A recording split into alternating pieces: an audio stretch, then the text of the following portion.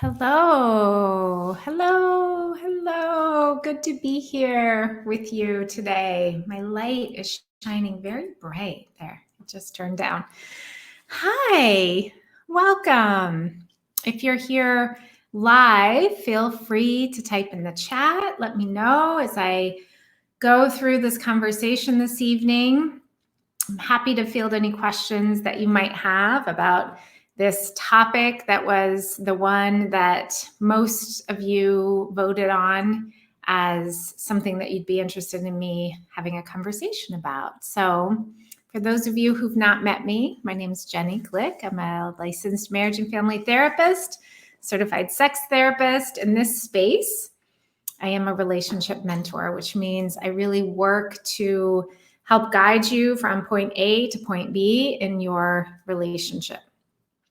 And I get lots of different questions. Hi. Oh, thank you.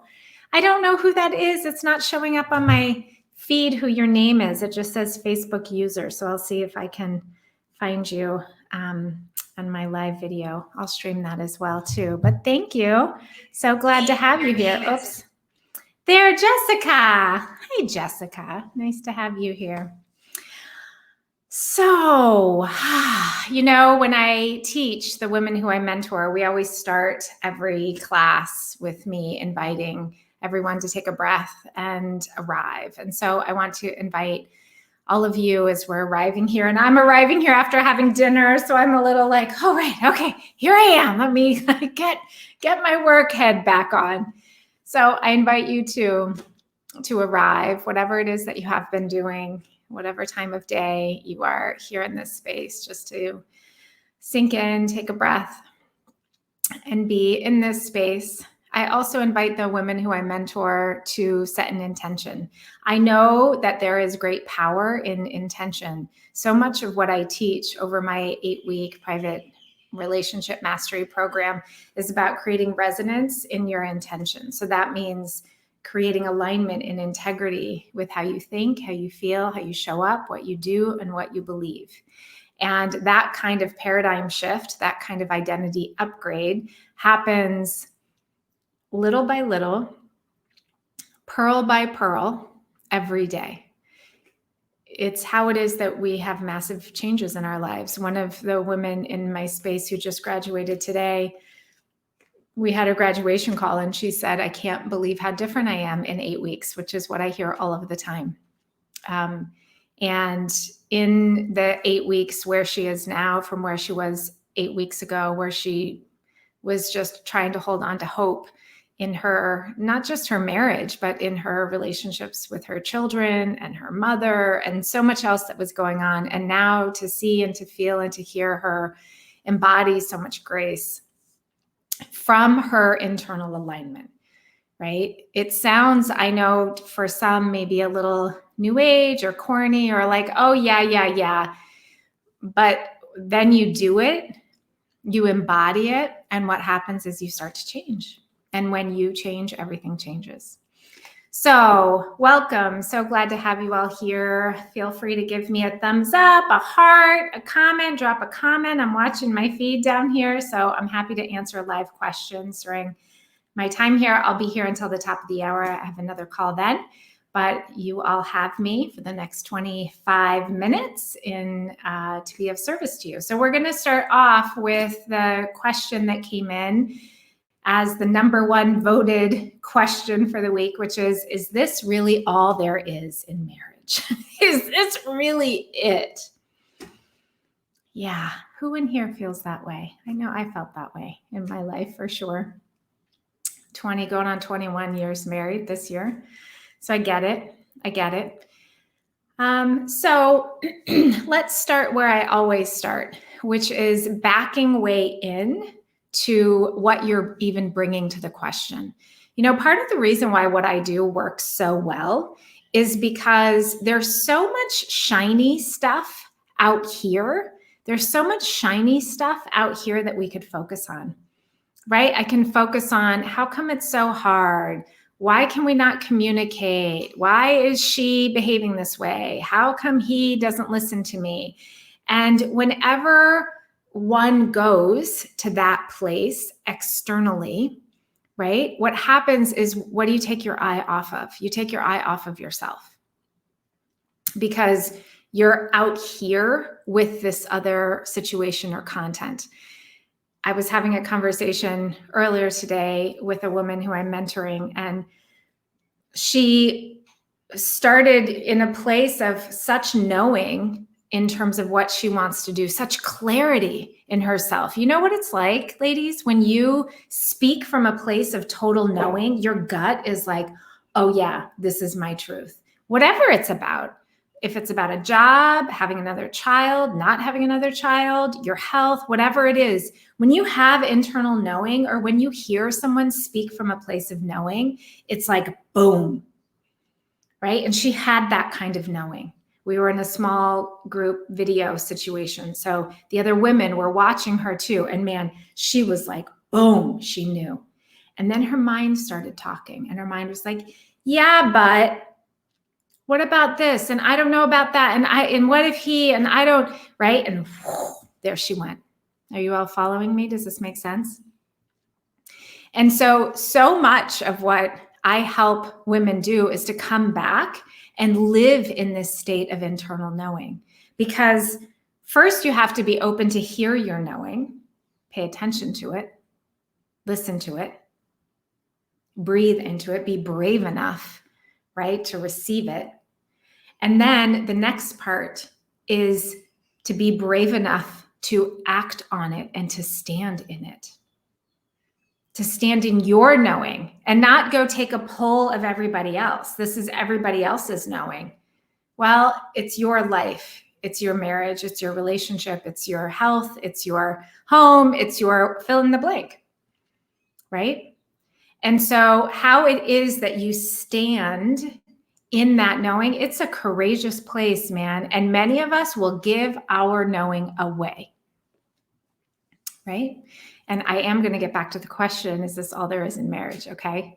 But first we have to orient to what this is about. If you've been in this space for any period of time, you probably know that I'm not going to, give you these platitudes about you should kick him to the curb or whatever, that kind of advice in your marriage. It's not, none of it is quick fix, and it's not supposed to be. This is your crucible. Your marriage, your relationship, whether you're divorced, single, married, widowed, never been married, doesn't matter. Whatever that your situation is, your relationship with yourself and your relationship with your partner, your child, your parents, your friends, your colleagues, your work, your wealth, your health, your space, all of it is there to show up where and how it is that you need to grow. And so if we don't start there as a starting place, right, then it can be really easy to get off into the weeds around, just having conversations that you can have in a million different spaces in social media and whatnot, right? Where you can have conversations about making somebody wrong, or you shouldn't be married to that person, or here are 5 hot tips for a hot sex life. And again, not that those things are wrong or bad. They're not my focus, because my focus is helping women come into deep alignment with yourself, your own resonance, your knowing, capital K, knowing, your clarity. Notice when it is you start confusing yourself. Notice how you can do that. So let's get back to our main question here. Is this all there is in marriage? So for those of you who pinged that in my survey, I would ask you to revisit, and I can repost it below this video, that energy frequency scale, right? The energy frequency scale, we know, we don't need science to tell us, but science has told us that energy vibrates at a different level. That's why we say somebody's a low vibe, because you can feel it. When you're all high vibing and you walk into your house and the members of your household are low vibe, you feel it, right? It's like boom. And then you have to like crank it up in order to feel a little high viber, right? So I would ask those of you who wonder, is this all there is in marriage? Where does that question fall on the energy frequency scale? Where's your energy? Right? Is this all there is? It strikes me, pardon me, there's something in my eye. It strikes me as a question of lack or scarcity. It strikes me as a lower frequency question. The other thing that the women who I mentor get really good at doing is asking themselves powerful questions, asking themselves questions that will take them into the highest potential of who they are. Because your mind, here's a little neuroscience lesson for you. Your brain is constantly checking the past in order to create a predictable future. Okay, so that's your brain's job, is to go to yesterday and 20 years ago and 40 years ago in order to adequately predict what's going to happen right now and what's going to happen next. And when we are really practiced at asking ourselves questions that will pull forward experiences of lack, not enoughness, crisis, fear, anxiety, depression, worry, then we're like taking our past and plopping it into our future. And then the past becomes our future. And then we wonder, why doesn't anything ever change? And it's because we're putting our past in our future. And when I talk about resonance and alignment, this isn't some woo-woo thing, because it's literally integrating the future that you say you want. What do women women who work with me, they say they want ease, connection, love, clarity, knowing, honesty, vulnerability, connection in their relationship, right? All of those things. Awesome. So then it's pairing all of those feelings, that energy frequency, with how it is that you show up every single day. Doesn't mean that you're a doormat. Doesn't mean that you're a yes woman to everybody. Doesn't mean that you don't get to have boundaries. It means in every circumstance throughout your day, you are creating resonance with those things that you would prefer to experience, because what your brain is going to be doing is encountering this regular old experience of your partner said they were going to get milk at the store for your coffee in the morning and they didn't. And your brain is going, damn it, he did that last week, or she did that a month ago too. And pulling that forward to right now. And then you do huffy breath. Ugh, seriously? Right? And now we have a reaction. We have a predictable experience in this moment based on what happened before. Does this make sense? And so what I know is that it requires something of you to be willing to say to your brain, nope, not doing that. Not doing that. Right now, I'm creating a new reality. Right now, I'm creating a new experience. Right now, I'm practicing feeling something different in this moment. When my brain is like pulling me to feel the old thing of boredom, contempt, anger, frustration, annoyance, blame, whatever. Ugh, my day's going to suck tomorrow because I'm not going to have my coffee the way that I want it. It's always like that. Why do I have to do everything? Right? And it might be very subtle. But that narrative that you're running in your mind has a whole lot of emotion attached to it. And that creates your reality. That's your template, right? If I'm asking myself an internal question, is this really all there is in marriage? Where is that question coming from? Is it coming from a place of abundance and prosperity and enoughness? Is it coming from a place of lack? Is it coming from a place in between? So first, I would say, where is that coming from? And if you were to take out the word marriage, is this all there is? Is this all there is? What does that mean for you? Is this all there is in your life, in how you show up, in what you're contributing? Is this all there is? Is this all I am? Is this all I'm willing to be? Is this all? To me, that's a question of wanting more, right? which is not a bad thing. Many of us want to experience more. Some people want to have more. Some people want to do more. Some of us want to contribute more. Some of us want to have more impact, right? So if it's a question about more impact, more experience, to really look at yourself and ask yourself, where is it that I'm putting up a wall, a barrier to more experience? Where is it that I'm tapping the brake around having more experiences? Where is it that I'm shutting down? Where is it that I'm not allowing new experiences? And sometimes when I pose this question to women, they don't even see. It's the benefit of having someone who you work with, especially over time, because I can see things that you don't see. Just like my mentor and coach, they see things that I don't see, because if I could see them, I would do something different, but I can't, right? Someone is posting. I can't see. Oops, sorry. I can't see who it is. I can't see who it is. Sorry, I'm getting a reverb here. A resounding no. There's so much more in life. Hope, love, space out there to rediscover. Can't recommend your program highly enough. Oh, thank you. There is so much more, right? Yeah, there is so much more. And so start asking yourself the question about you that you want to put on your marriage, right? Ask yourself that question. What more is there for you? So here's how I envision this thing called marriage. Is the basics of marriage start on the main floor.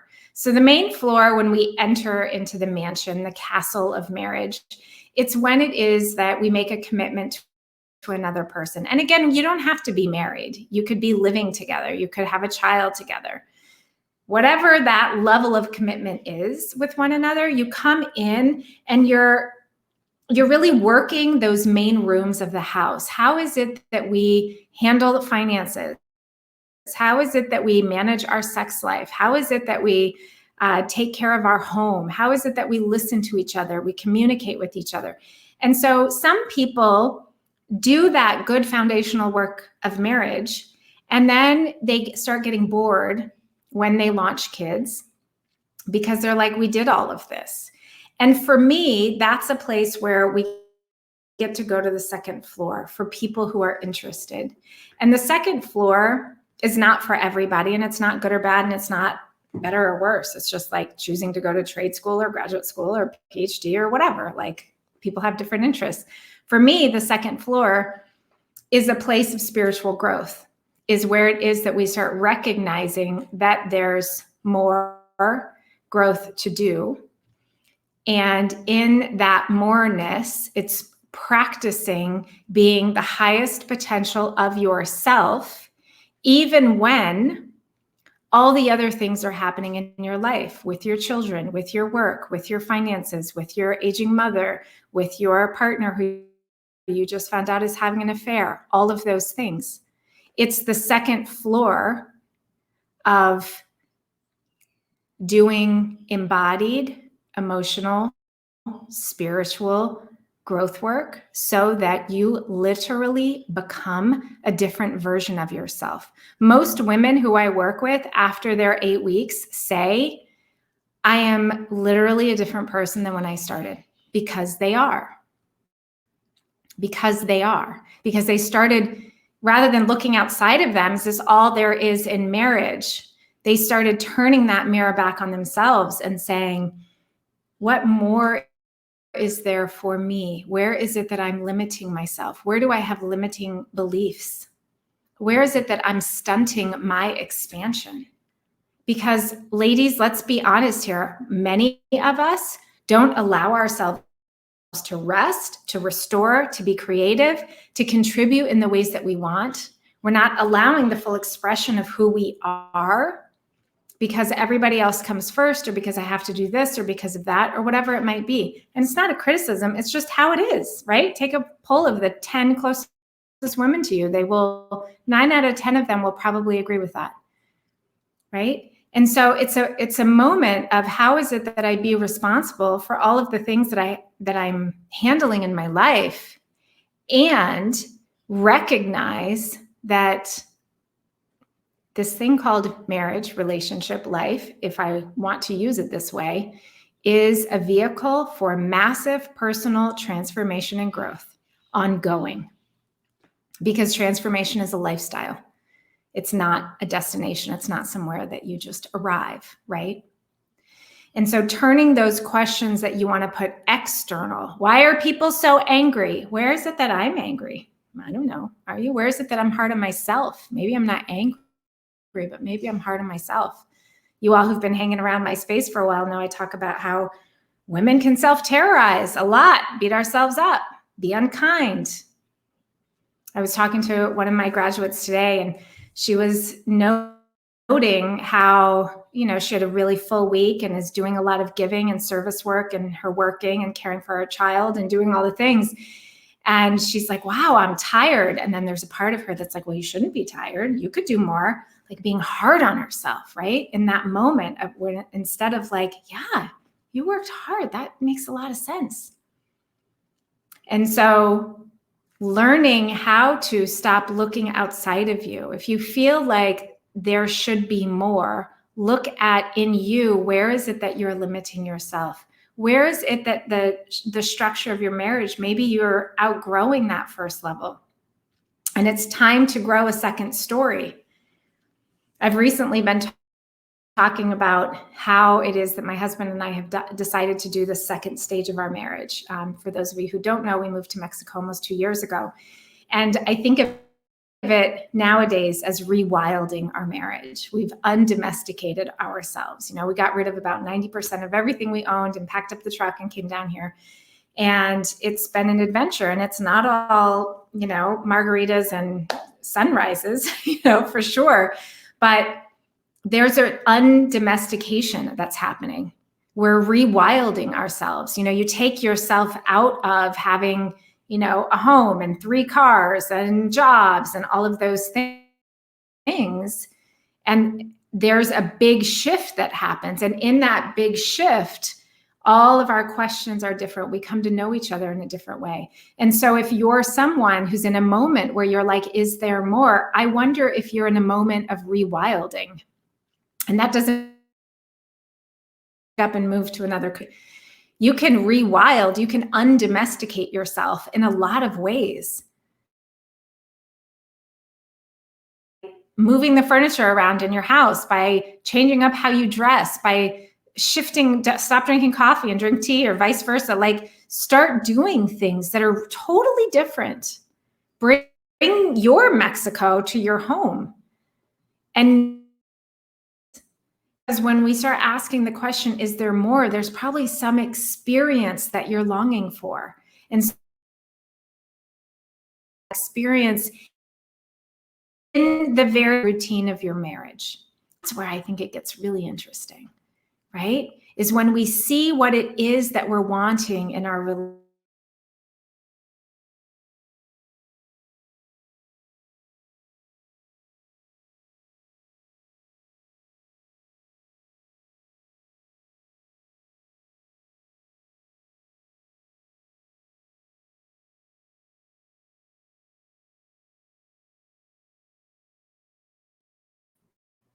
So